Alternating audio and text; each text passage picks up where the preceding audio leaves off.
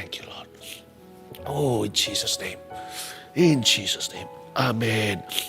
Oh, I feel the presence, the sweet presence of Jesus. Saya merasakan hadirat Tuhan yang manis sekali ya. Puji Tuhan. Bentar ya, sabar-sabar. Tisu dulu. Ambil Alkitabnya. Kita akan belajar firman. Kita akan buka firman Tuhan sekarang di 1 Raja-Raja, pasal yang ke-13. Beri judul, Hidup Berprinsip di tahun 2021. Ini kan penghujung tahun. Jadi kita mau membuat resolusi untuk tahun baru. Karena itu yang penting ya, bukan resolusi yang terjadi di luar kita, tapi terjadi di dalam diri kita. Hati kita tidak boleh terbagi. Saya berdoa setiap keluarga besar saat teduh bersama ini, masing-masing akan menjadi orang-orang yang berprinsip di dalam Tuhan. Kalau enggak sia-sia kita masuk hadirat Tuhan tidak berubah, dikasih firman tidak bertumbuh. Apapun visimu, apapun visiku, boleh beda visinya, prinsipnya harus sama. Jadi orang tidak boleh plin-plan di dalam Tuhan. Kita lihat ayat yang pertama, kita akan baca 19 ayat, jadi lumayan banyak. Tapi akan singkat sekali, tidak terasa. Ini adalah abdi Allah dari Yehuda, atau seorang nabi yang tidak disebutkan namanya di perjanjian lama. Jadi singkatnya, orang ini luar biasa, urapannya itu dahsyat sekali. Tapi sayangnya, akhir hidupnya kompromi. Dan dia mati mengenaskan sekali. Kita tidak baca seluruh pasal, terlalu panjang, tidak cukup waktu. Tapi saya mau jelaskan pada Anda bahwa ternyata urapan atau pernyataan kuasa Tuhan, bahkan mujizat sekalian, tidak menjamin bahwa Anda tidak menjadi orang pelin-pelan. Ternyata kebulatan hati itu adalah keputusan hati. Jadi, untuk Anda menjadi orang yang berprinsip, harus bertekad bulat. Buatlah keputusan, itu bukan di sisi Tuhan.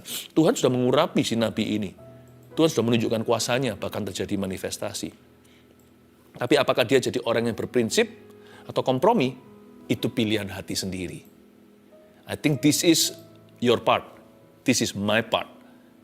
Mari kita belajar dari kehidupan seorang hamba Tuhan yang awalnya luar biasa, berakhir tragis, supaya kita bisa menjadi seorang pribadi yang berkenan. Ayat 1.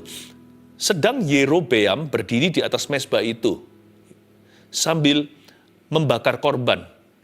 Maka atas perintah Tuhan, datanglah seorang abdi Allah dari Yehuda ke Betel. Pertama ada Yerobeam, seorang raja ini, dia membakar korban. Lalu atas perintah Tuhan datang seorang abdi Allah dari Yehuda ke Betel. Jadi ada dua orang di ayat pertama. Yang satu adalah seorang raja, yang satu adalah seorang nabi yang disebut abdi Allah, ayat 2. Lalu atas perintah Tuhan, berserulah orang itu terhadap mezbah itu, katanya, Hai mezbah, 2 kali. Beginilah firman Tuhan, bahwasanya seorang anak akan lahir pada keluarga Daud, Yosia namanya. Ia akan menyembelih di atasmu imam-imam bukit pengorbanan yang membakar korban di atasmu. Juga tulang-tulang manusia akan dibakar di atasmu. Ayat 2 menunjukkan Tuhan marah, Tuhan berjanji akan ada keturunan Daud yang akan membasmi penyembahan berhala. Lalu imam-imam yang sekarang bertugas melakukan kenajisan ini akan dibakar tulang-tulangnya di atas mezbah mereka sendiri. Ayat 3, pada waktu itu juga ia memberitahukan suatu tanda ajaib, katanya. Inilah tanda ajaib, bahwa Tuhan telah berfirman, bahwasanya mezbah itu akan pecah, sehingga tercurah abu yang di atasnya. Saya kasih bocoran, mezbah itu pecah persis yang difirmankan oleh si abdi Allah dari Yehuda, atau nabi tanpa nama. Yerobeam sampai kagum, ketakutan sekali. Kita kembali ke ayat 1, saya tunjukkan sesuatu yang sederhana untuk kita mengerti. Ulang lagi, sedang Yerobeam berdiri di atas mezbah itu sambil membakar korban, maka atas perintah Tuhan datanglah seorang abdi Allah, bla bla bla. Garis bawahi, atas perintah Tuhan. Mari kita telusuri ayat demi ayat dan kita pegang prinsip firman ini. Yang pertama-tama, tangkap dengan segenap hati dan jiwa bahwa prinsip itu harus di atas perasaan kita. Makanya ada kata atas perintah Allah.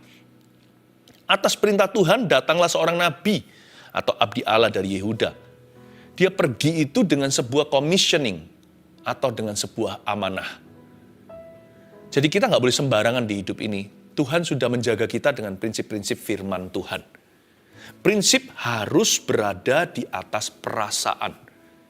Kita nggak boleh hidup berdasar perasaan, tapi berdasarkan kebenaran.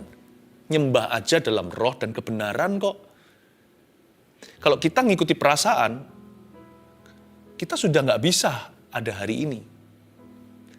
Kalau kita hidup menurut apa yang kita rasa pas buat kita, kayaknya ujungnya kita nggak mau ngampuni. Kalau kita mengutamakan atau mementingkan perasaan sendiri atau kepentingan pribadi, gak akan sampai melayani saat teduh ini pun gak ada. Perasaan harus ditaruh di bawah.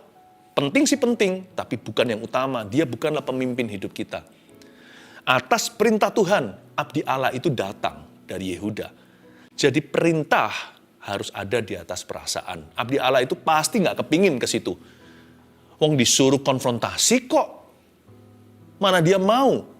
Dia hanya taat saja. Kalau bicara soal feeling, dia nggak mungkin bersedia. Prinsip di atas perasaan, tangkap dengan segenap hati. Dan perintah harus di atas tanda.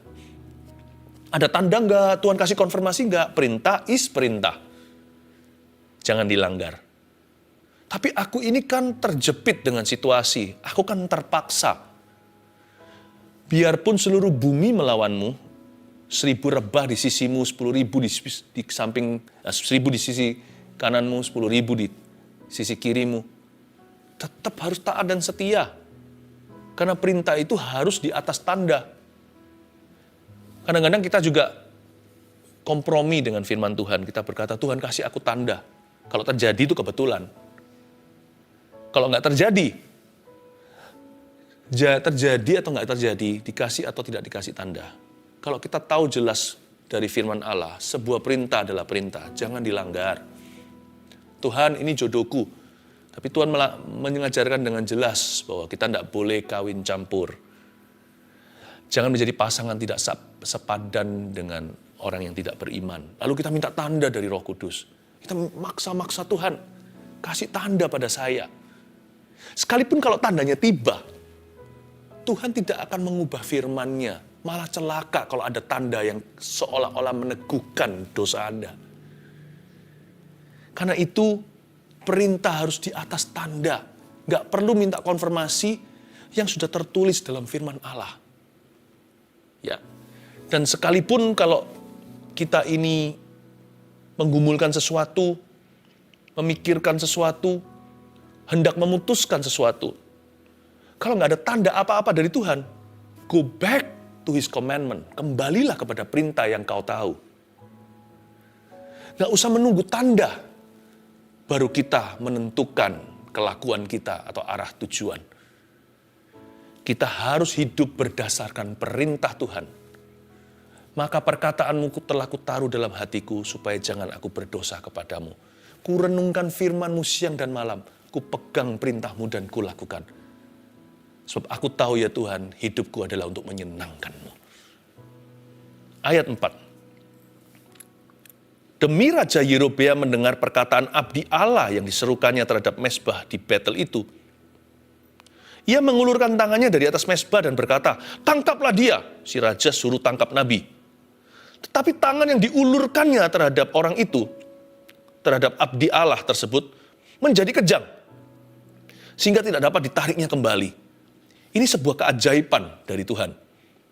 Si raja jahat Yerobeam ini, ketika ditegur malah emosi. Lalu dia ulurkan tangannya pakai gerak-gerik tubuh segala. Dia mentang-mentang yang berkuasa. Dia tunjukkan lewat gesture atau bahasa tubuhnya. Who's the boss in the room? Siapa yang paling berkuasa di ruangan itu? Dia tidak menghiraukan, mengabaikan hadirat Allah di alam semesta. Dia ulurkan tangannya kepada seorang abdi Allah, seorang nabi utusan Kristus di perjanjian lama. Dia berkata, tangkap dia, arrest him, soldiers, tentara, borgol dia, masukkan ke dalam penjara. Waktu dia ngomong itu, tangannya nggak bisa ditarik kembali. Secara profetik, Tuhan hendak bicara pada kita hari ini. Tangan yang diulurkan menentang Tuhan tidak akan bisa ditarik kembali. So, hati-hati. Paulus menaruhnya dalam kalimat yang sangat artistik sekali. Buat apa? Percuma menendang galah. Sama seperti kita hari ini bahasa sehari-hari, kalau kita tendang tembok dari batu atau pintu dari baja, sakit sendiri. Siapa mengulurkan tangannya melawan titah-titah Tuhan, meresikokan tidak bisa ditarik kembali itu tangan. Karena itu hari ini berbahagialah setiap kita yang dosanya diampuni. Berbahagialah setiap orang yang masih diberi kesempatan untuk bertobat. Berbahagialah dirimu dan diriku jikalau hari ini kita masih punya peluang untuk memperbaiki kesalahan. Anggaplah kesabaran Tuhan itu kesempatanmu untuk berbalik. Namun jangan mencobai Tuhan. Sebab Tuhan telah memberikan sebuah cerita ini bukan untuk pengangguran di Alkitab. Kita dikasih story seperti ini sebagai peringatan. Raja aja tidak kecuali. Kalau Anda baca Yerobeam itu dulu gimana Tuhan yang install dia. Tuhan yang pasang. Tuhan yang panggil dia. Orang begini pun bukan perkecualian. Punya kuasa, bahkan merasa dirinya maha kuasa. Dia ulurkan tangannya, seolah-olah dia bisa membuat seseorang itu hidup atau mati sesuai dengan kehendak hati.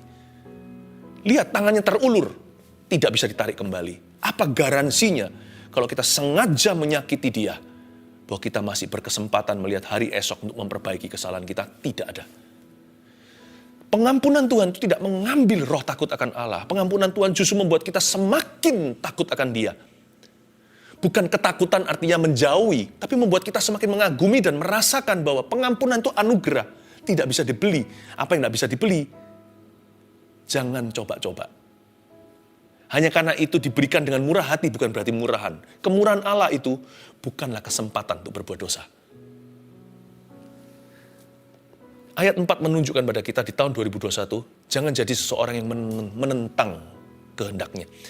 Jangan menjadi seseorang yang menentang Tuhan. Yerobeam adalah seorang yang termasuk umat Allah. Jadi secara status dia bukan orang kafir. Dia orang fasik.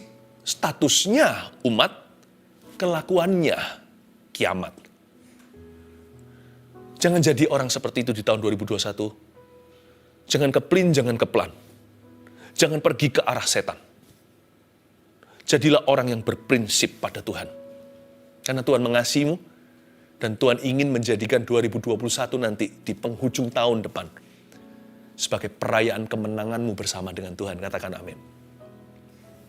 Ayat 5. Mezbah itu pun pecahlah, sehingga abu yang di atasnya tercurah, sesuai dengan tanda ajaib yang diberitahukan abdi Allah itu atas perintah Tuhan. Ayat 5 garis bawahi, ini pun janji. Sesuai dengan tanda ajaib yang diberitahukan. All of God's prophecy will be fulfilled in your life. Nubuatan yang dari Tuhan pasti dikenapi. Tidak mungkin tidak dikenapi.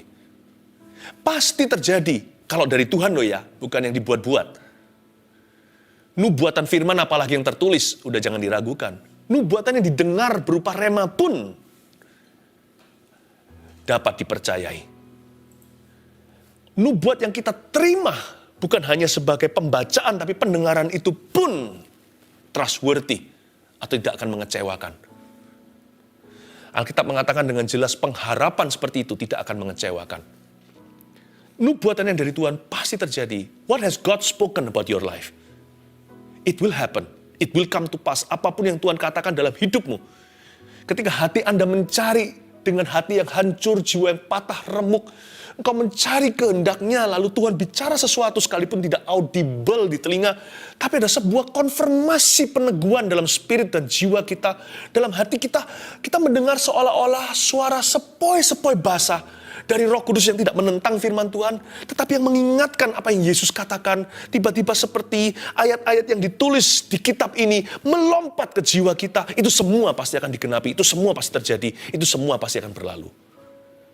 Karena Alkitab mengatakan di ayat 5, sekalipun abdi Allah ini pun akhirnya kompromi, ternyata tidak terlalu kualifikasi.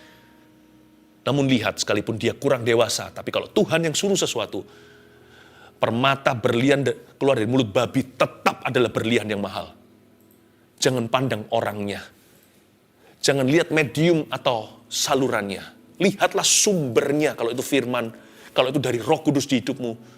Dalam roh yang paling murni ketika engkau menerima nubuatan ini, itu akan terjadi. Dan salah satu nubuatan yang saya pegang untuk Anda sekalian, keluarga besar Saat Teduh ini adalah bulan Desember ini. Bulan berkat dan rahmat, pintumu akan diketuk oleh malaikat. Tentunya ini bahasa kiasan, siapa tahu terjadi sungguhan. Siapa tahu terjadinya maksudnya secara harafiah, terjadi sungguhan pasti nubuatan ini digenapi.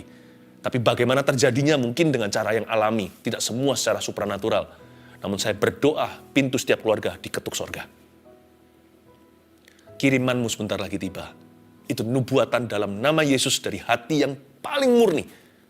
Saya utarakan dengan iman ke atas hidupmu hari ini. I pray in Jesus' name. God will fulfill that. Tuhan akan menggenapi itu. Ayat yang ke-6. Lalu berbicaralah raja dan berkata kepada abdi Allah itu.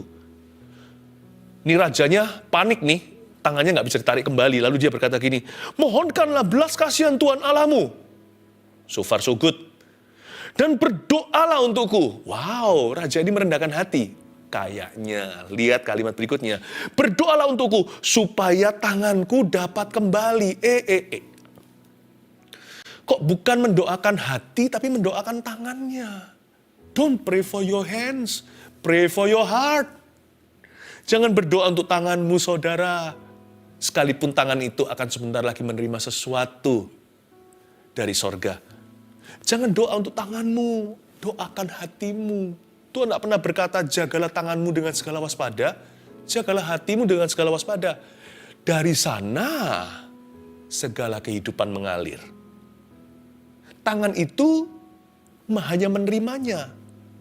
Hati itulah sumber atau pintunya. Doakan hatimu, nih raja gak bertobat Yerobeam ini. Tangan gak kembali, bukannya doakan hati. Dia minta sama Nabi berseru lagi dengan panik-panik sekali. Tolong doakan tangan saya. Salah raja, salah baginda. Mau doakan hatimu yang bebal itu. Doakan hatimu yang serakah. Doakan hatimu yang pelin-pelan, yang mudah kompromi, yang sok-sokan, yang gak suci. Dari situ keluar perzinahan, dari sana keluar pembunuhan, dari tempat yang tersembunyi di dalam sanubari dan batinmu itu keluar segala macam dosa yang menajiskan. Pray for your heart. Hidup berprinsip itu dimulai dari hati. Makanya itu sering-sering masuk hadirat Tuhan seperti ini itu, hati kita diolesi oleh balsam Gilead. Waktu kita itu membaca firman Tuhan, hati kita itu sedang dicuci. Tapi kok nggak basah waktu saya baca Alkitab? Makanya dry cleaning Tuhan itu luar biasa. Cuci kering tanpa disadari, hatinya steril bersih. Karena itu saya rajin masuk ke hadirat Tuhan seperti itu dan membaca Alkitab. Suka nggak suka, gua rasa nggak kerasa. Saya ngerasa sesuatu, nggak ngerasa sesuatu, peduli amat. Sebab prinsip di atas perasaan. Prinsipnya adalah aku harus dekat sama Tuhan. Ya kan? Dan juga perintah Tuhan. Perintah Tuhan bukan hanya tanda. Saya tidak hidup, saya itu mencari tanda-tanda, melihat tanda-tanda di awan. No. Saya hidup dari perintah kepada perintah, dari antara satu perintah kepada perintah berikutnya, selalu Tuhan sertai tanda-tanda. Yang saya tidak cari diberikan. Yang saya cari adalah kerajaan. Kerajaan itu pada perintah, bukan pada tanda. Don't go out. Don't go around seeking signs. Jangan pergi keliling kemana-mana cari tanda-tanda dan nubuatan-nubuatan. Berjalanlah sesuai perintah Tuhan. Tuhan akan kirimkan peneguhan. Ya, ini raja nggak berdoa untuk hatinya, berdoa untuk tangannya. Ayat yang ke-7. Kemudian berbicaralah raja kepada abdi Allah itu. Marilah bersama-sama aku ke rumah, segarkan badanmu. Sesudah itu aku hendak memberikan kamu suatu hadiah kepadamu. Tetapi abdi Allah itu berkata kepada raja, ini raja kan lagi Kamsyah, Ini raja lagi bersyukur, berterima kasih. Tanganku kembali. Dia happy. Lalu masuklah bribery. Dia mencari pembenaran. Nabi yang sakti dan dahsyat ini kalau bisa berada di pihak dia kan luar biasa kerajaannya, dapat pembenaran dari Tuhan. Kan dia juga bisa dapat penyertaan, dia kira bisa dibeli dengan harta. Ditawari ini. Lumrahlah namanya, hatinya tetap ada ragi Farisi, hatinya tetap tidak bersih. Jadi otomatis segala-galanya pakai uang untuk beli. Jadi sang raja langsung tawari sama si Nabi ayat 8 sekali lagi. Tetapi abdi Allah itu berkata kepada raja, sekalipun setengah dari istanamu kau berikan kepadaku, aku tidak mau. Aku tidak mau singgah kepadamu. Juga aku tidak mau makan roti atau minum air di tempat ini. Ayat 8 sekali lagi, lihat jawaban dari abdi Allah itu, sekalipun setengah dari istanamu kau berikan padaku. Rajanya nggak ngomong begitu loh. Cuma diberitahu kalau aku mau kasih kamu hadiah. Si Nabi ini mendahului dan berkata, sekalipun setengah kerajaanmu pun, gua nggak mau. Lalu dia berkata gini, aku tidak mau singgah kepadamu. Harusnya berhenti di sana. Kalau menurut saya, dia harusnya stop there. Aku tidak mau. Titik. Aku tidak mau singgah kepadamu. Cukup dikata, aku tidak mau. Berhenti. Jangan banyak. Kita jangan banyak omong. Aku tidak mau. Lalu dilanjutkan setelah kalimat itu kan. Juga aku nggak mau makan roti dan minum air di tempat ini. Menurut saya, by then he already talk too much. Seharusnya, biarlah tidakmu adalah tidak. Singkat saja. No, thank you. Tidak, Raja. Terima kasih. Nggak usah. Tidak. Sekalipun kamu kasih setengah kerajaanmu, berarti dia sempat pikirkan kan? Dia buka celah. Lalu dia berkata, aku juga nggak mau makan roti dan minum airmu. Di tempat ini pun aku nggak bersedia, sekalipun di istana. I think he talk too much. Sometimes ya, kadang-kadang. Kalau kita mau jadi orang yang berprinsip itu, bisa bocor setengah mati kalau kita terlalu banyak bicara. Ya, tidak ada orang yang sempurna lah. Kita semua pasti pernah ngomong sesuatu, lalu kita sesali atau kita salah berkata-kata. Nggak ada orang yang sempurna. Siapa bisa kekang lidahnya sempurna, orang itu orang sempurna. Nggak ada orang gitu. Cuma Tuhan Yesus saja. Nggak bisa dijebak sama sekali. Tetapi mari kita belajar tahun depan. Fewer words. Listen more. Lebih banyak mendengar. Lebih sedikit berkata-kata. Seperti pahlawan Daud itu loh yang akhirnya jadi panglimanya. Yang ini banyak gejolak, yang itu banyak komentarnya. Ada satu yang diam-diam bunuh singa, bunuh raksasa, semua pekerjaan beres, namanya Benayah. Di zaman Salomo, dia menjadi panglima. Mari kita membuat satu resolusi. Aku mau jadi orang berisi, bukan tong kosong nyaring bunyinya. Tahun depan, aku jadi orang berprinsip. Mau tahu orang berprinsip seperti apa? Bukan berarti orang berprinsip itu diam, introvert, mikir, lalu sendirian, eksklusif, lalu tidak pernah bergaul dengan sesamanya. Enggak. Salah. Itu pendiam. Itu bukan orang berprinsip. Tapi orang berprinsip akan berbobot kata-katanya. Orang berprinsip juga nggak banyak bicara. Dia banyak selesaikan pekerjaan. Mulai dengan gitu ya. Kita mulai dengan sifat dan warna orang berprinsip seperti apa. Dan Nabi ini mulai menunjukkan tanda-tanda bahwa dia bukanlah orang demikian. Ayat 9, sebab beginilah diperintahkan kepadaku atas firman Tuhan. Jangan makan roti atau minum air, dan jangan kembali melalui jalan yang telah kau tempuh itu. Aduh, he talk again. Sebab beginilah diperintahkan Tuhan kepadaku atas firman Tuhan. Harusnya raja itu kalau iseng bisa berkata, siapa yang nanya? Lalu pergilah ia melalui jalan lain dan tidak kembali melalui jalan yang telah diambilnya untuk datang ke Betel. Ya. Di Betel, diam seorang nabi, anak-anaknya dan anak-anaknya datang menceritakan kepadanya segala perbuatan yang dilakukan abdi Allah pada hari itu di Betel. Mereka menceritakan juga kepada ayah mereka perkataan yang dikatakannya kepada raja. Jadi akhirnya burung membawa perkataan berlebihan dari si abdi Allah kemana-mana. Apa yang terjadi adalah, because he talk too much, karena dia terlalu banyak bicara, khususnya di area yang masih abu-abu, akhirnya perkataan dia ditangkap oleh seorang nabi palsu, yang senior dan lebih tua. Apakah itu nabi palsu atau asli, nggak tahu, sejarah membuktikan Banyak orang itu berubah sisi, awalnya baik seperti Bileam lalu jadi buruk. Pokoknya kali ini si nabi ini dipakai oleh kuasa gelap untuk menjatuhkan abdi Allah. Ketika ditangkap perkataan itu oleh seseorang, dan kebetulan itu adalah anak-anak nabi palsu itu, dibawa pulang ke rumah, diceritakan papanya interest sekali untuk menjebak abdi Allah atau nabi tanpa nama ini. Sayang sekali, dengan banyak bicara, kita bisa buka celah. Dan kalau kita banyak ngomong di area abu-abu, prinsip kita akan goyah. Sehingga nanti, perkataan kita bisa ditangkap oleh setan. Be careful when you're angry. Kita semua harus belajar. Lebih baik kita diam. Waktu kita nggak yakin, hati kita pahit seperti menusuk-nusuk dalam batin, lebih baik silent dulu. Karena perkataan kita bisa ditangkap oleh roh jahat. Ayat 12. Kemudian ayah mereka bertanya dari jalan manakah ia pergi, lalu anak-anaknya menunjukkan kepadanya jalan yang diambil abdi Allah yang datang dari Yehuda itu. Ia berkata kepada anak-anaknya, pelenai keledai bagiku. Mereka memelenai keledai baginya, lalu ia menungganginya. Dan pergi mengikuti abdi Allah itu dan mendapatinya duduk di bawah sebuah pohon besar.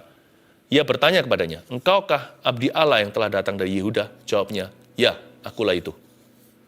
Katanya kepadanya, marilah bersama-sama aku ke rumah untuk makan roti ya. Tapi jawabnya, aku tidak dapat kembali bersama-sama engkau dan singgah kepadamu.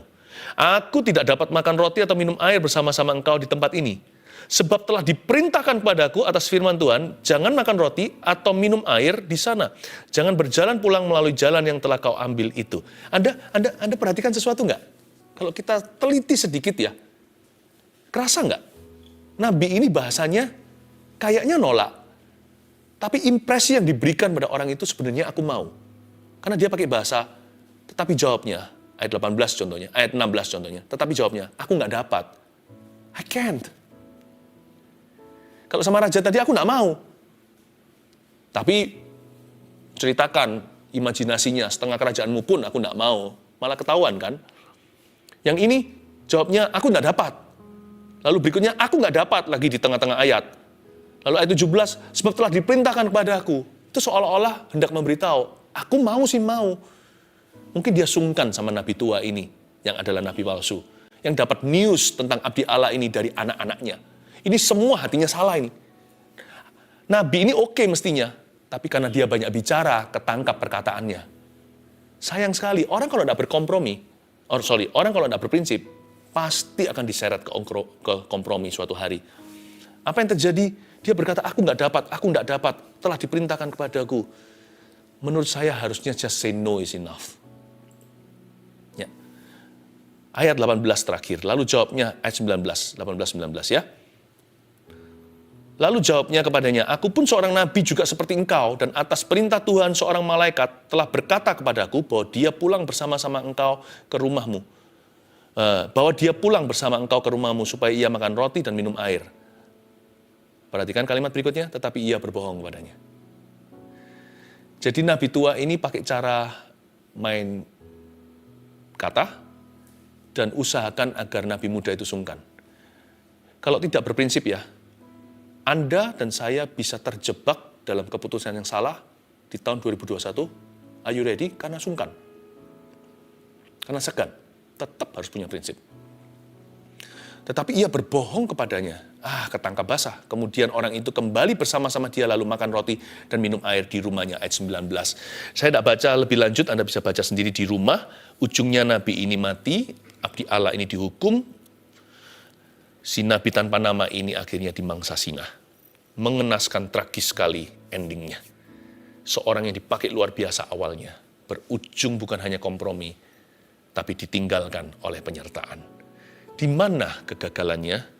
Saya jelaskan sepanjang perjalanan firman tadi. Gimana dia bicara terlalu banyak. Dia sungkan sama orang lebih daripada takut akan Tuhan. Dia tidak letterlek sama Tuhan, tidak harafiah mengikuti firman Allah. Dan dia juga pelin-pelan dalam hal menolak sesuatu yang tahu bukan porsinya. Dia berkata, aku tidak mau tapi masih ada bla bla bla. Dia berkata, aku tidak dapat karena Tuhan perintahkan, seolah-olah dia nggak menyatu dengan Tuhan. Itu sama dengan seorang perempuan. Kalau laki coba-coba, kalau Anda memberikan sinyal, mungkin dalam pacaran, ya pria itu jadi berani. Jangan bilang, papaku tidak memperbolehkan aku. Harus Anda sendiri berdiri dan berkata, aku tidak mau, karena aku menghormati kekudusan pernikahan nanti. Kalau hubungan ini harus berakhir pada pelaminan, holy matrimony. Dan kita harus holy dari hari ini. Nah, begitu laki akan mundur. Tapi kalau si cewek menunjukkan dia juga mau, tapi dia nggak berani. Atau karena dia dikekang oleh orang tua. Wah, pasti ada kesempatan yang dicari-cari dalam kesempitan. Anda dan saya mau jadi orang berprinsip tahun 2021 harus menyatu dengan Tuhan. Menyatu dengan firman. Firman di dalammu, engkau di dalam firman. Jangan berkata Tuhan maunya gini, jadi aku nggak bisa apa-apa. No. Karena Tuhan menghendaki, terjadilah kehendakmu Tuhan. Aku juga mau itu. Kalau Tuhan nggak mau, saya juga menolaknya mentah-mentah. Bukan karena Tuhan, saya pun tidak bersedia. Orang berprinsip itu menyatu dengan Kristus. 1, 2, 3, tulis prinsip hidup kita harus seperti apa di tahun 2021. 1, prinsip harus sederhana. Prinsip-prinsip hidupmu itu dari firman harus dicatat. Dalam benak kita harus simple sekalipun spiritual. Rohani namun sederhana. Harus followable, sesuatu yang mudah diikuti. Jadi diperlukan clarity, kejelasan. Saya percaya no sex before marriage. Titik. Tidak ada but, tidak ada tetapi. Tidak ada tetapi. Saya percaya korupsi itu salah. Titik. Apapun terjadi, kembalian terlalu banyak, orangnya nggak ambil, orangnya lengah. Saya harus kembalikan apapun juga yang bukan milik saya. Kalau saya ambil, itu mencuri namanya. Itu harus sederhana. Followable, dapat diikuti dengan mudah. Anak kecil pun tahu mengikutinya. 2, harus tegas. Setelah kita cetuskan prinsip kita, apapun visi kita tahun depan, karakter kita itu harus tegas. Tidak di atas tidak, ya di atas iya. Lebih dari itu dari setan, kata Tuhan. Jadi, prinsip itu harus kaku di poin kedua ini.